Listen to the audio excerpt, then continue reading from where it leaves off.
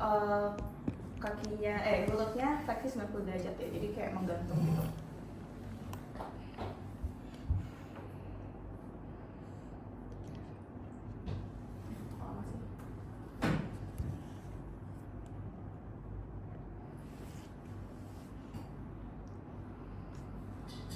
Measuring E version of the ankle.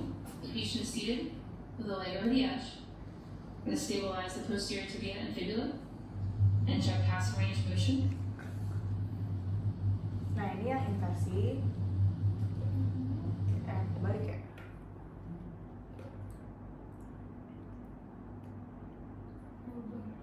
Ya tadi yang inversi. To take my active range of motion measurement, I'll place the fulcrum of the goniometer over the anterior ankle, midway between the malleoli. Nah, betul. The stationary arm will line with the anterior midline of the lower leg. And my moving arm will line up with the anterior midline of the second metatarsal. Good. Twist your ankle out. Nah, itu ya guys. Ini yang inversi. Tuh, jadi emang range of motionnya sangat kecil, cuma And that is 10 measuring sampai the 20 version derajat. of the ankle. Dan itu ditumpul atau lancip? Tumpul. Dihitung lancipnya. Oke, itu yang inversi. Berarti yang eversinya tadi tinggal dilakukan ke yang sebaliknya.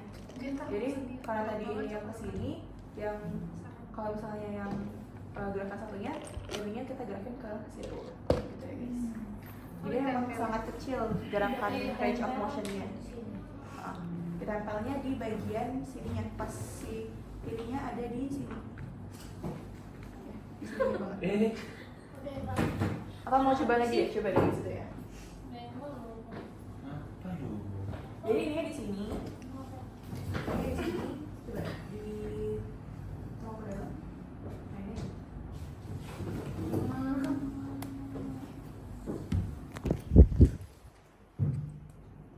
Nah ini. Ya ini sekitar 30 derajat. Tapi ini kayak kelebihan deh. Coba agak disituin lagi. Oke, segini doang sih harusnya. Ya, benar 15 derajatan. Wow. Gitu. Terus yang satunya jadi tadi ke arah sebaliknya keluar. Susah ya? Iya. Ya, emang dikit banget. Nih. Tuh, cuma nggak nyampe 10. Ya, 10 derajat. Wow.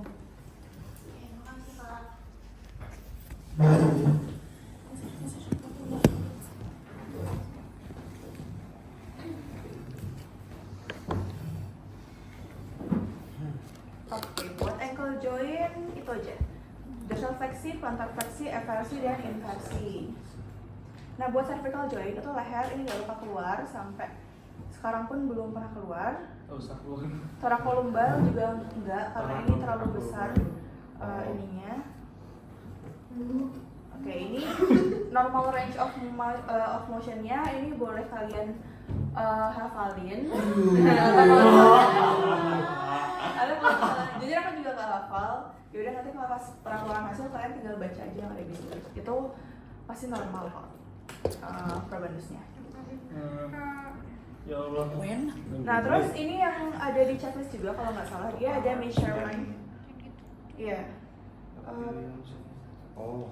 Pengukuran panjang segmen tubuh. Jadi kalau misalnya kan di tangan kita mengukurnya itu arm span sama total arm length. Kalau yang measurement of leg itu true leg length sama yang apparent leg length gitu.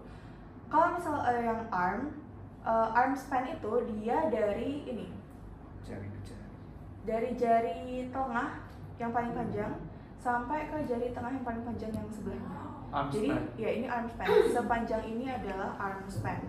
Kita ngukurnya pakai kita ukur ya guys. Gitu. Ya jadi posisinya kayak gitu nanti. Kita ukur dari ujung sini sampai ujung sini. Gitu. Kalau yang total arm length itu dia kita ukurnya dari acromion. Acromion tuh di sini kayak gini, dari sini sampai ke ujung jari tengah ke dactylion. Jadi ini panjang lengan kita segitu. Gitu. Jadi kalau arm span kayak gini, kalau total arm length kayak gini ya guys. Satu aja.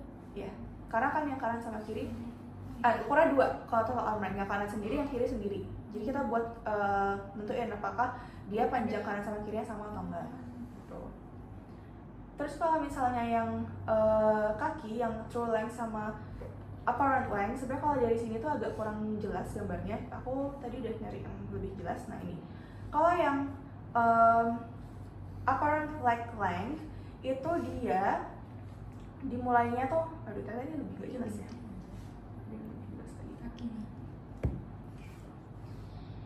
Nah ini, kalau yang apparent itu dia dimulai dari umbilicus sampai ke malleolus medialis, gitu. Kalau yang true length itu dimulai dari sias anterior, dari pinggul sini ya, dari yang paling nonjol di bagian lateral ini sampai ke malleolus medialis, gitu.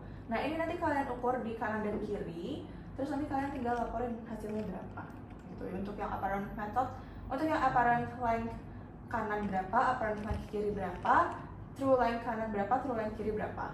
Nah kalau misalnya cederanya di tangan, kalian hitungnya yang tadi, yang arm span sama total arm length. Kalau yang cederanya di kaki, hitungnya yang dua ini, gitu.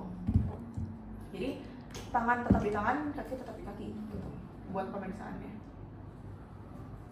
Oke, terus ini udah untuk yang pemeriksaan segmen tubuh, panjang segmen tubuh. Nah habis itu udah selesai, kita pelaporan hasil. Kita minta pasien buat balik lagi ke meja anamnesis. Terus kalau misalnya tadi ada pakaian yang dilepas, kita minta pasien pakai lagi. Terus kita cuci tangan sama rangkum hasil pemeriksaan. Jadi pemeriksaannya misalnya balik lupa tadi setelah saya lakukan pemeriksaan, dari saya lihat, saya tekan-tekan dan saya gerakkan sendi bapak, tidak ada abnormalitas dan semuanya masih normal, gitu. Terus kita lanjutkan ke edukasi. Edukasinya itu beda, bukan ceplik tapi polis. Jadi protect, optimal loading, ice, compress, and elevate. Kalau protect itu dia lindungi bagian yang cedera, misalnya dengan bisa pakai alat bantu atau istirahat yang cukup. Tapi kalau misalnya kasus ini, kalau misalnya dia cederanya cuma ringan, kita pakai istirahat yang cukup aja. Terus optimal loading ini merangsang penyembuhan tulang, tendon, dan otot, bisa dengan digerakkan sedikit-sedikit gitu. Jadi misalnya kalau misalnya nanti udah tidak terlalu nyeri, bisa coba digerakkan sedikit-sedikit gitu ya Pak ya, gitu. Terus ice, ini kompres dingin di area yang sakit. Kompres, bisa diberikan kompresi pada area yang cedera, misalnya dengan pakai perban elastis, buat menghambat pergerakan dan pembengkakan. Sama yang terakhir elevate, jadi kalau misalnya pas istirahat, area yang cedera itu diganjar bantal supaya lebih tinggi dari jantung. Gitu. Oke. Ya, polis. Habis itu udah selesai. Alhamdulillah session. Koko, aman, ada yang mau ditanyain? Itu kalau misalnya kayak tadi kan bagian ketika kita analisis bagian yang awal ya, itu kan ada dikasih kertasan kan. Kalau misalnya yang ini juga bakal dikasih kertas atau? Iya dikasih, semuanya bakal Setiap dikasih. satu bakal Setiap session ada. Tapi kita tuh nggak sih kak yang apa motor ini tuh? Lumayan lama, Oke. tapi kan ini kan karena tadi aku ngejelasinnya semua ratio ya, jadi mungkin kata lama. Tapi sebenarnya kalau misalnya dilakuin, ya misalnya kalau cuma lo itu kan cuma satu, jadi cepat. Tips dong nggak cara belajar inovasi kalau orang gimana? Banyak latihan sih, latihan dan diukur waktunya.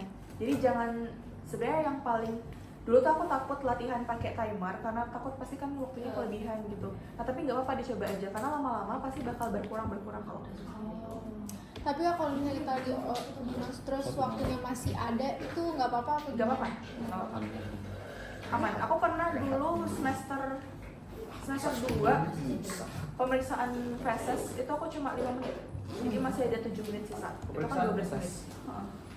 Ada nanti semester 2. Proses satu aja. Blok I3. Iya. kan nanti mau apa praktikum PSS Bukan. Kita proses. Nggak megang sih. ih Ya kan pakai gloves, cuma ngelihat konsistensi dan lain-lain doang. PSS mana sih Iya. Tapi disediain Iya disediain. Asli dari orang ya. Kalau belajar Punya siapa ya? temannya itu terus apa? Ganti baju. Gimana? Kayak Maksudnya? circle aja gitu. Aku kalau semester 1 iya, karena teman aku kan masih kelompok tutor doang, kelompok tutor yang ini doang. Terus kalau pas semester 2 aku udah belajar sama teman sekos. Kalau semester 3 udah lumayan banyak sih, kayak aku belajar bareng teman semester 1 lagi, terus aku belajar sama teman semester itu juga. Maaf ya.